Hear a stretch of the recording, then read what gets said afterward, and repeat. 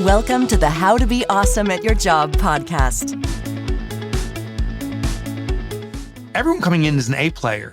The question is, are they A player for my needs?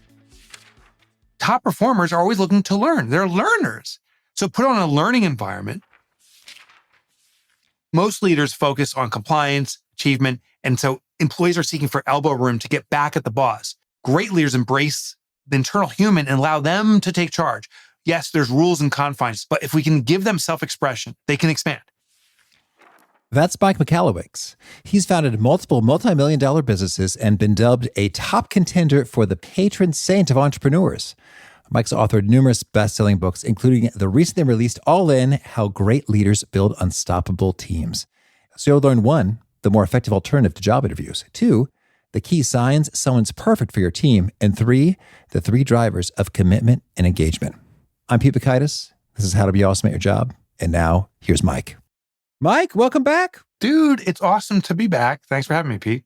Well, it's awesome to be chatting. I have enjoyed so many of your books over the years, and I'm excited to hear about your latest, All In, How Great Leaders Build Unstoppable Teams.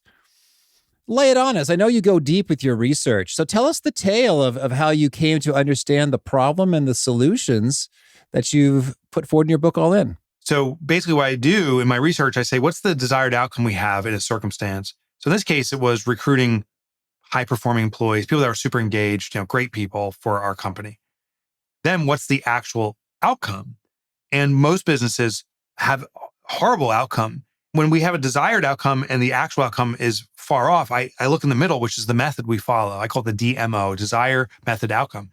And the method we're using is interviews. And so this is not a shocker, but the solution is it's no surprise that most people we interview don't work out for the long term and aren't high performers. The percentage research shows about 5% of people we hire are rock star employees for a long-term company. But what I found is the solution kind of blew my mind. So I said, well, is there any example of any organization that doesn't use interviews or uses a different method and has a high percentage rate? Well, sure enough, there's an industry. It won't be a surprise in a moment, but they're over $500 billion in revenue that does not run a single interview. They only do performance-based and what they call workshops or camps. And the output is like 95% extremely high performers. So here's the industry, sports.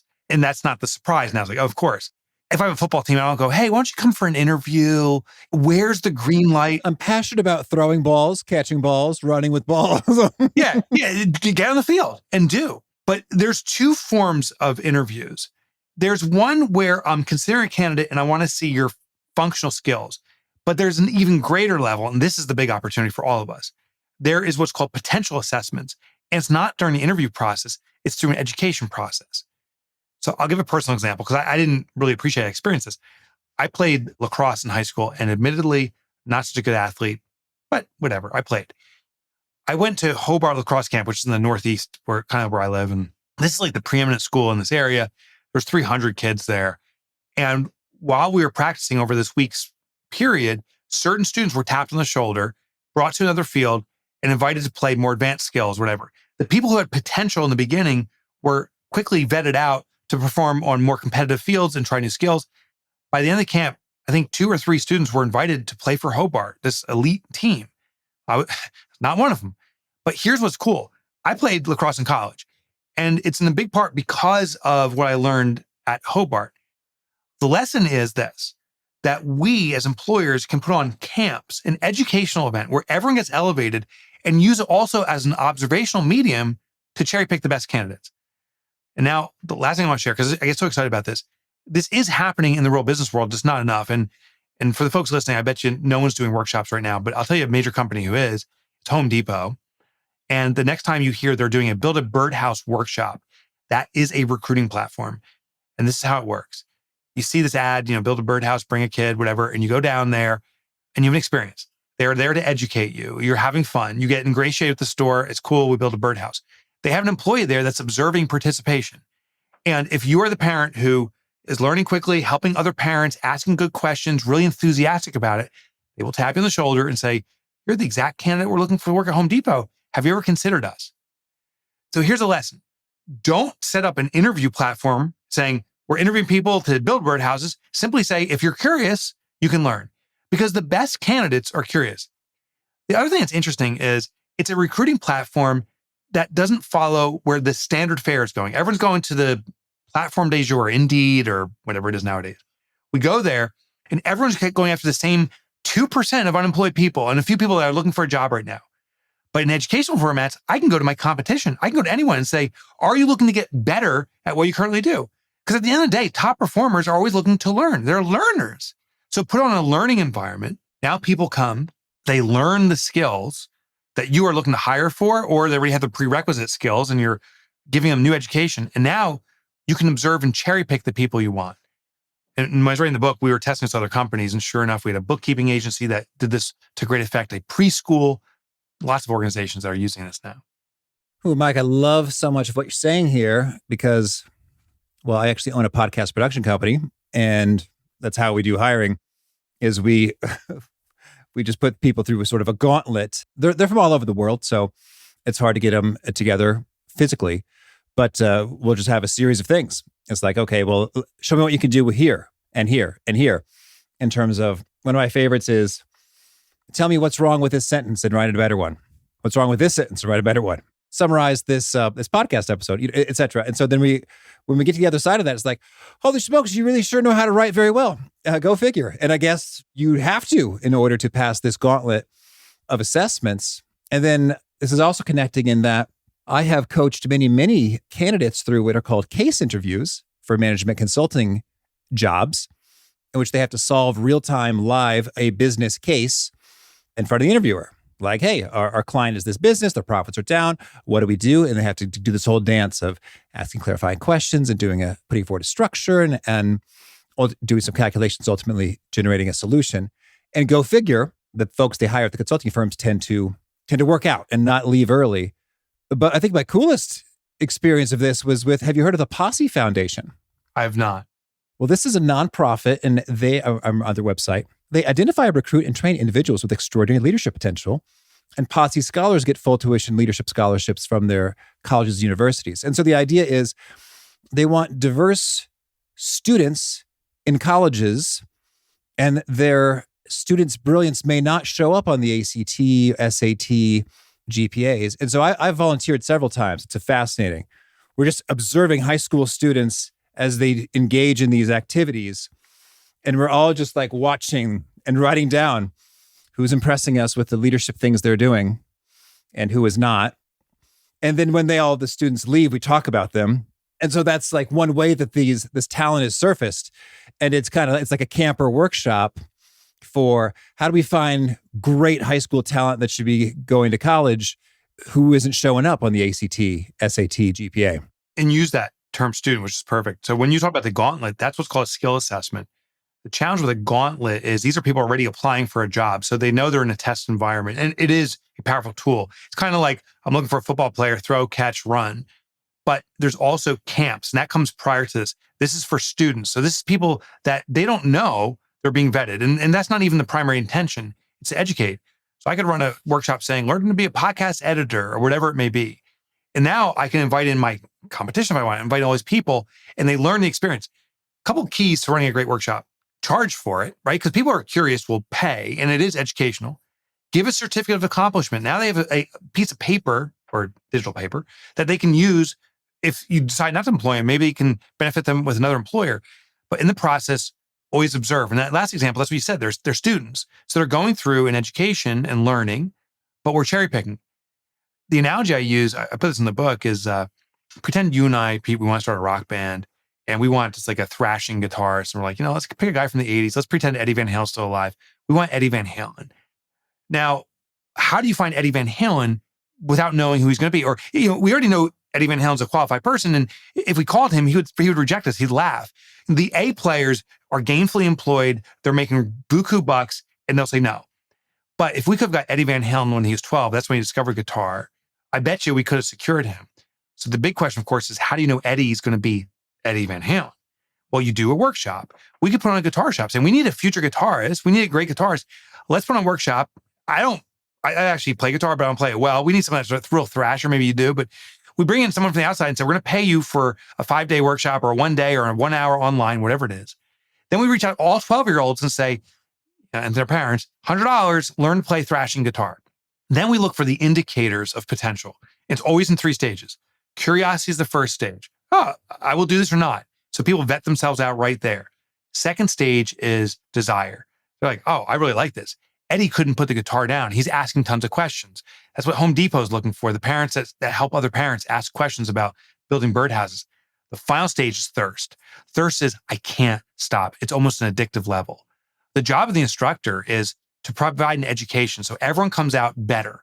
Then, or additionally, observe for desire and thirst. When you find those people, that's when you pull Eddie aside and say, hey, by the way, we happen to be starting a band. So thanks for joining our class as a student here.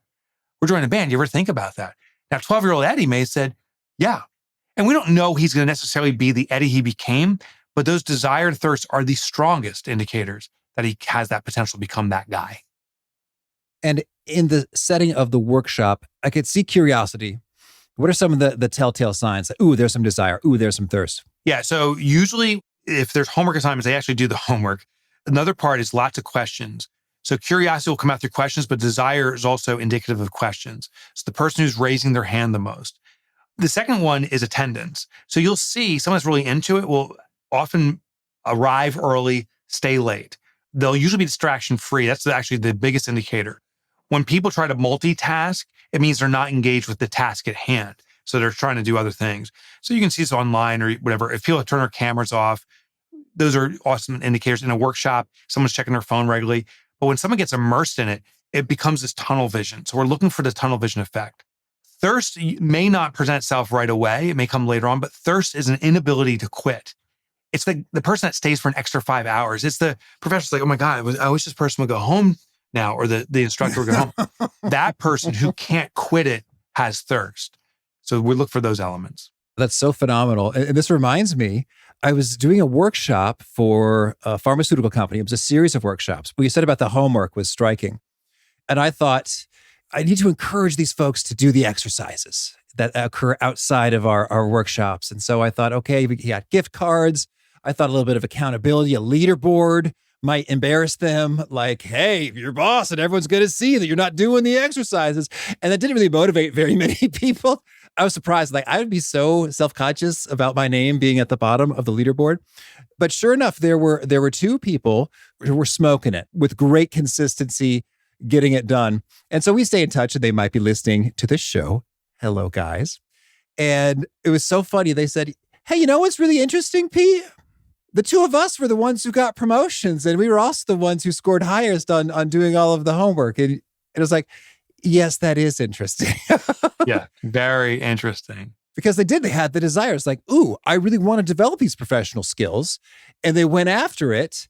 And then they signed up for my email list and other stuff afterwards because they were just into learning these skills. And it so happened that those skills are the ones they needed to flourish in their careers, which is why that was the subject of the of the workshops in the first place.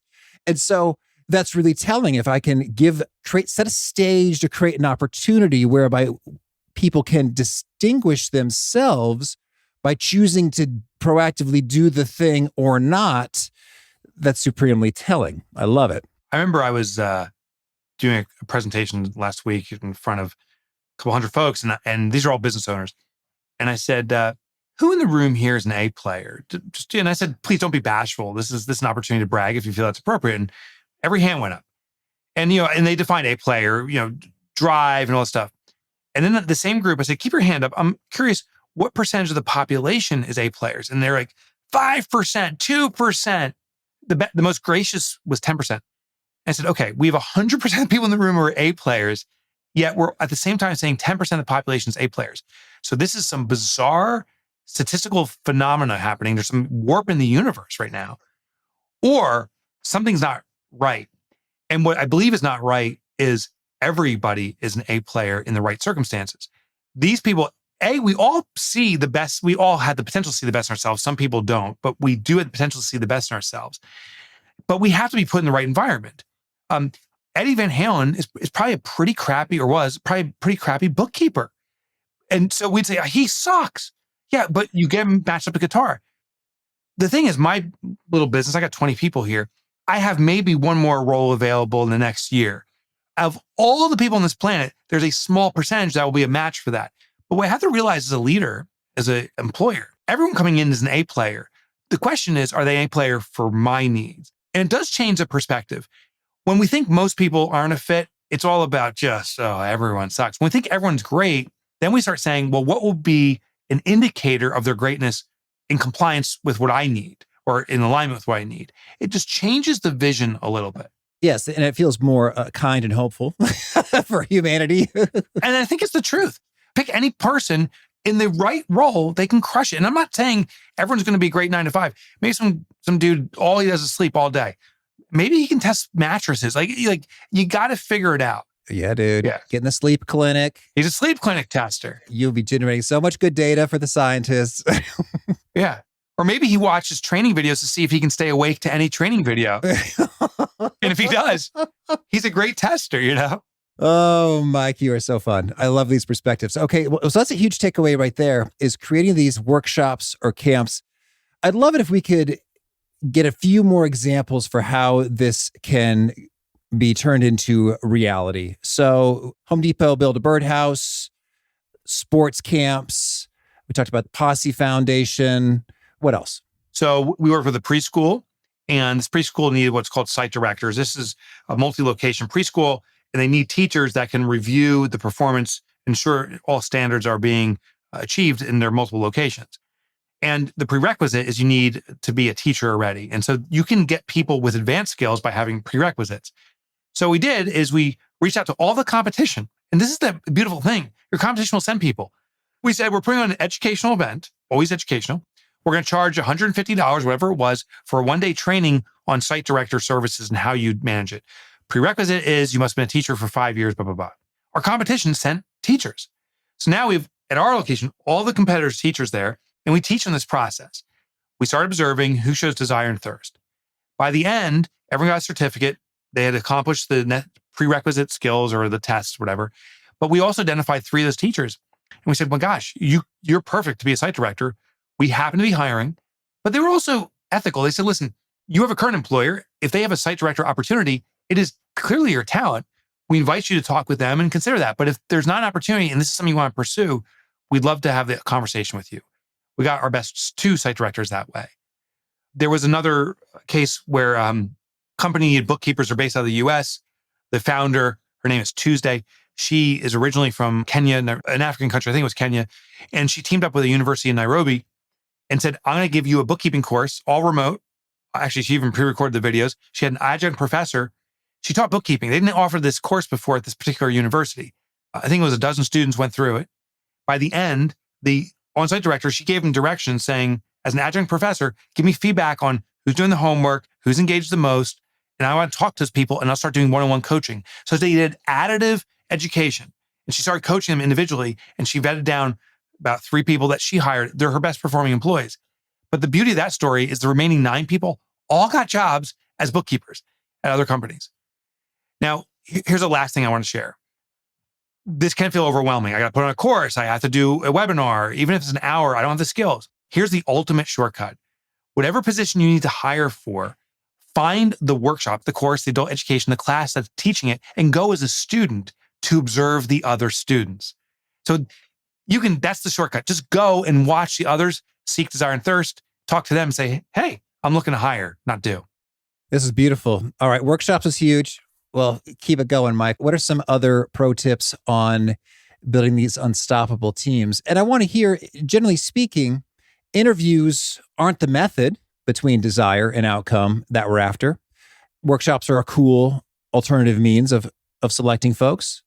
What are some other things you suggest that are not interviews? So the most common other thing I heard, and this was also mind-blowing to me, is the desire was, I want my employees to act like owners. The method was, if you achieve certain goals, you'll get rewarded.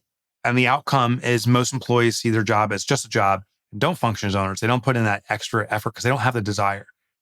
What I found is a concept that was buried away in the 1970s, 1980s called psychological ownership. It was just ignored by leaders, but my gosh, it's the tool that makes any of us, leader, owner, or not, to feel like owners. What's called is psychological ownership. So there's two types of ownership. There's legal ownership and psychological. Legal ownership is just a contract of sorts, but doesn't give you the feeling. Psychological always does. We need to amplify it. The best example is I own stock in Ford, 100 shares. I recently drove by a Ford factory, and as I was driving by, I didn't look at it and say, oh my God, I own 3 of those bricks in that building. I just drove by and like, oh, there's Ford. Where's my money? Which is entitlement. Even though I have legal ownership. Now, here's the irony. I also own a Ford pickup truck, and I feel that I own it, but I actually don't. The bank owns it. I'm making installments, but I feel like I own it. So the question is, why do I feel that way? Because I treat it with such care. The reason is 3 elements. First of all, I have the ability to personalize it. I can program the radio stations the way I want. I can put a bumper sticker on the back. When you can personalize something, you feel a sense of authority over it, and it becomes part of you. It's an expression of identity.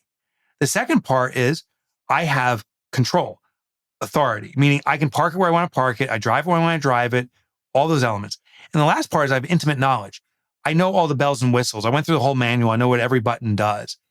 So the more intimately we know something, the more we can personalize and put authority or control into it, the more we sense ownership. So as employees in an organization, within the confines of their job, where can they assert control? Part of it is idea generation. When someone comes up with their own idea, they feel control. So say, hey, here's where we want to move our company. Here's your capacity in it. What do you think you could do or want to do to help us move the business forward? So now you're asserting control. How can you make this more your own? How can it be an expression of yourself? One thing we do when we have a SOP or standard in our own company now, I used to have the person that does it currently teach it, and everyone follows a script. No control, no authority. Now we do is we have a script, we give it to the new person, say, learn from this, and then how can you enhance it and create the new training video? Because it's going to be your standard. The irony is the best student in every room is the teacher. So they're teaching, which means they're learning, but also because it's an expression of themselves, they have more ownership in the role. I want to put you on the spot with like just a really tricky example. Like, let's say, hey, there is a standardized process by which this needs to be done for the sake of compliance or for like the law or for tax code. Yeah, right. So you can't change the coding or anything. So there's a few things that are kind of immovable, but could you give us some cool examples of how even within such environments, folks manage to feel a lot of that cool personalization, control, and intimate knowledge? Yeah, so a quick, simple personalization trick is to change the name of something, maybe not publicly, but internally. So if there's some kind of compliance document, I can call it Kelsey's Compliance. And right there with the assignment of names, you have a sense of authority and really personalization over it. So you can give it unique names and lingo. It's a real simple technique. Intimate knowledge, I'd exploit that. So I'd say, listen, there's a lot of rules and regulations. We have to follow it to the T. I want you to be the master at this. So research it, study it. Can you find loopholes, which is an opportunity. When you find a loophole, it's a technique of a personalization. It's like, oh, there's a little button here that no one knows about that I can get through. So explore it. But even if they don't find quote unquote loopholes, the fact they know the protocol better than anyone else, they're building intimate knowledge. Control and authority, there may be protocols they have to follow, but can they control the submission time? You can say, hey, when's the optimum time to get this in? Does it always have to be in at Monday at 10:15 a.m.? Or can we work within a schedule that suits you? That's giving them a sense of control. So you can assert it. Again, what we're looking for is for them to say, this is my responsibility. This is my job. And that means they're sensing that authority. I will give one word of warning though. There is a risk here of fiefdoms or fiefdoms. And what a fiefdom is where a person has so much knowledge that they start blockading other people from access. That's dangerous. So we want to move to a higher level of psychological ownership, which is called collective psychological ownership. What we do here is you have multiple parties involved. You make teams around it. So if there's something that we're at risk of a fiefdom being built, invite multiple people to work in concert, and that way you prevent those walls from being built. Mm-hmm. And it's funny how into things we can get in terms of if you feel like you've got your own little touch on it. In terms of like, if I'm getting into my own audio editing, which I do from time to time here and there, even though I've got great supportive teams, I love to do certain things which are just sort of my little styles. Like I like to do a gentle downward expansion to attenuate the intensity of of a breath sound as opposed to a harsh noise gate, and I have layers of rich, complex gradations of silence.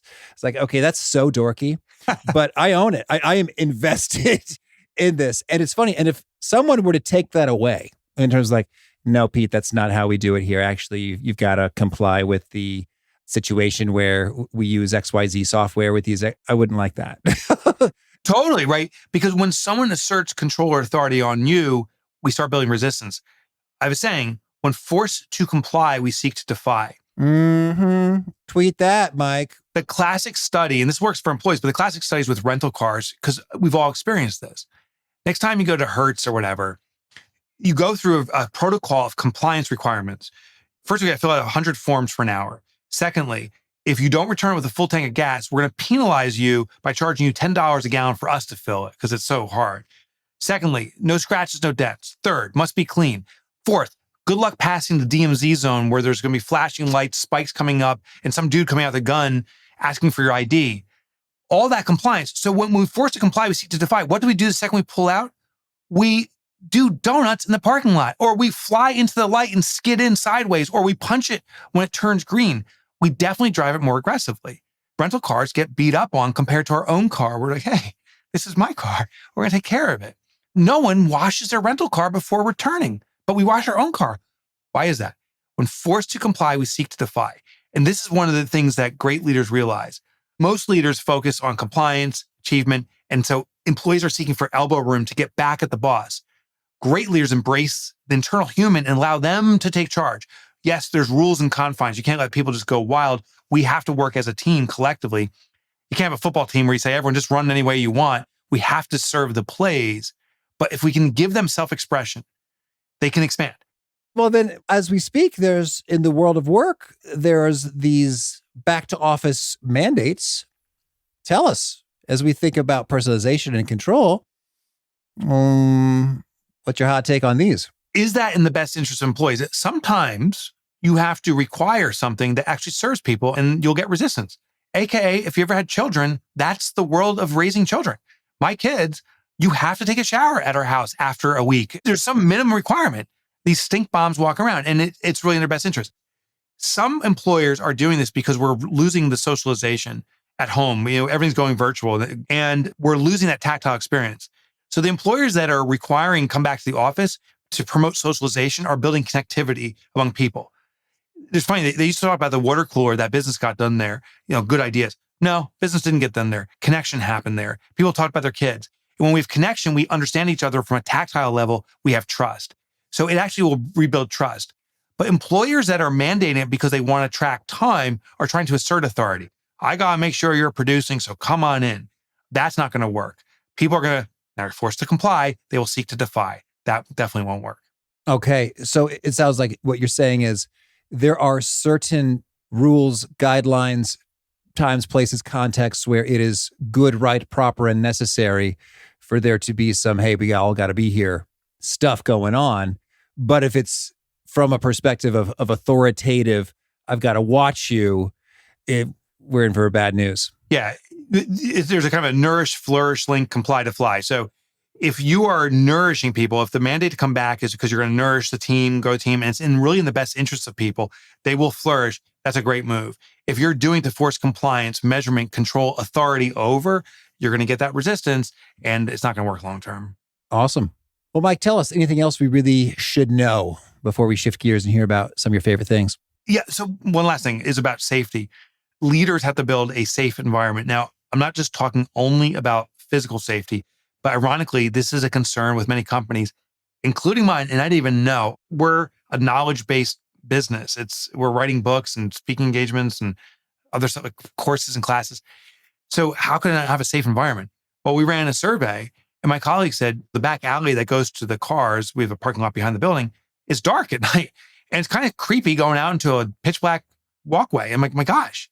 So starting at 3:00 in the afternoon, the sun sets in the winter by 5:30. People are getting nervous about going home. Like, this is crazy. We just put lights up, string lights. It's always bright. And now my colleague's like, oh, I can see what's going on. I feel safe. So we got to have physical safety. But the bigger thing is relational safety.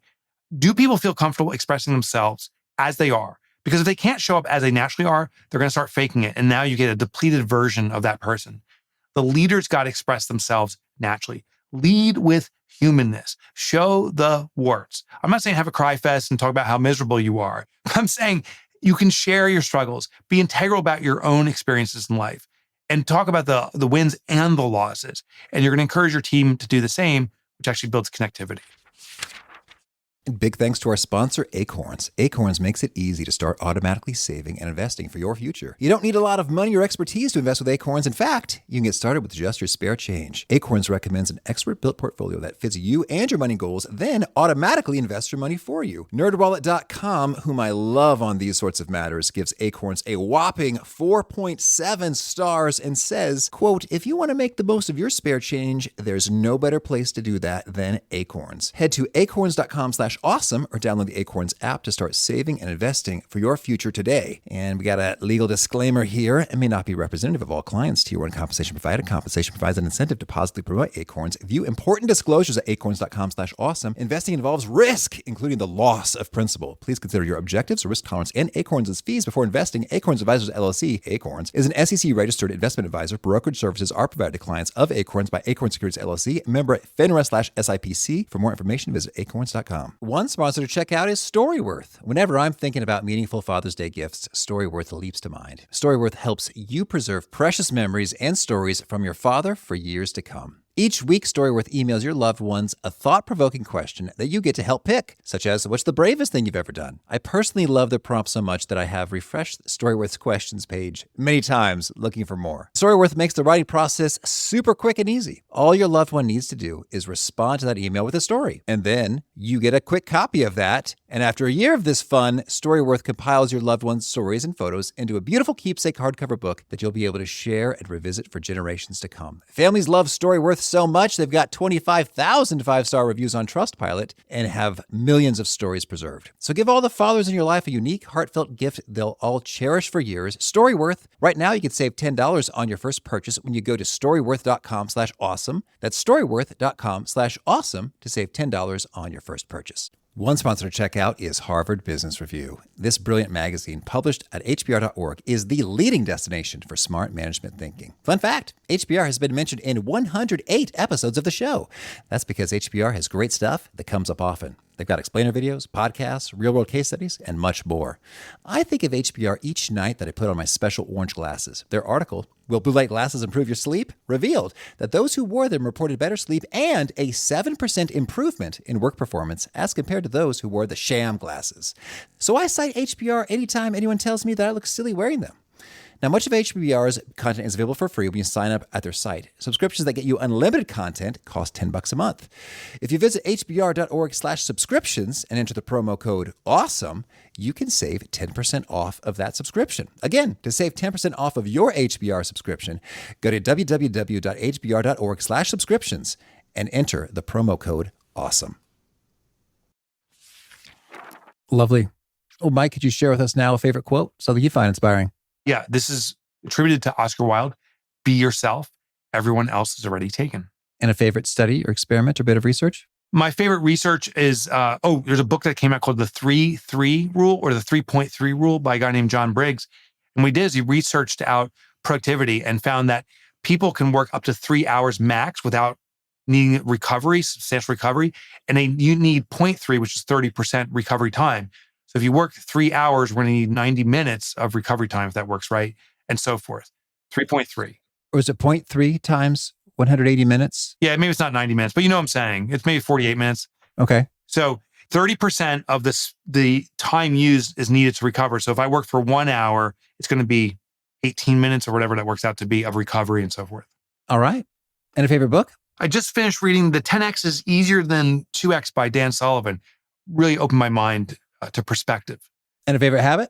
My favorite habit is sauna. I do it with my wife. I'm going to try to convince her to do it again tonight. I will tell you this. When you're in a hot box, it is so hot. You can't have your phone in there, which is great. And the only thing you can do is talk. And it's hard to think. So when someone's talking, you got to listen deeply. It's like the best connection device ever. And is there a key nugget you share that folks retweet and they quote back to you often? Yes.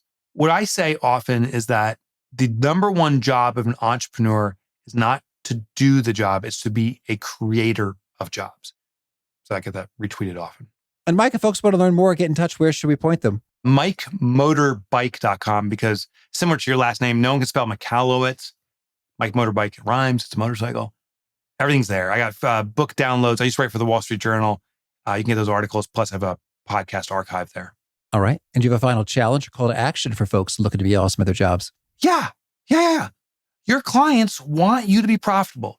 And this is just a final thought, but when you look at your clients, are you proud if you're surviving check by check to say, I'm barely making it, I'm struggling, or I'm very profitable? I'll give you context.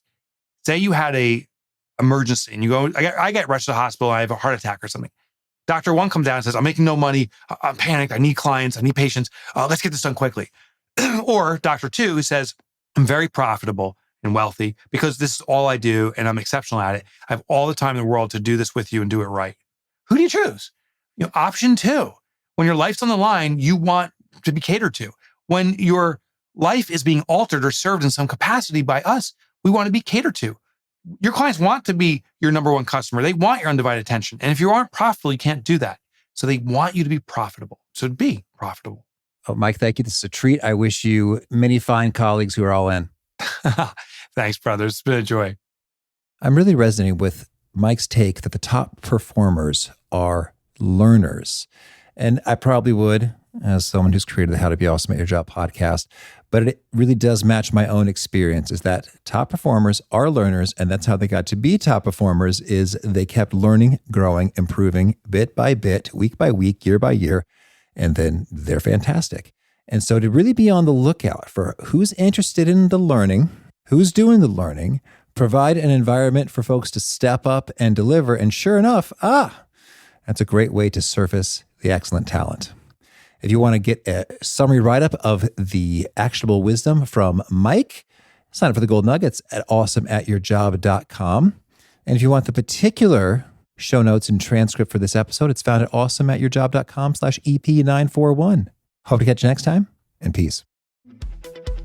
Thanks for listening. To get the most out of the show, we recommend 2 key things. First, check out the extra resources at awesomeatyourjob.com. You can find this episode's transcript and links, as well as the perfect episode for your situation. You can search the full text transcripts of hundreds of episodes or explore episodes tagged by topic and competency covered. Second, subscribe to the podcast and get future episodes automatically. You can subscribe by telling Siri and several other smartphones and speakers, subscribe to the How to Be Awesome at Your Job podcast, or by tapping subscribe in your podcast player of choice. If you'd like some extra help figuring out podcasts and how subscriptions work, visit awesomeatyourjob.com/subscribe for guidance. Hope to catch you on the next episode of How to Be Awesome at Your Job.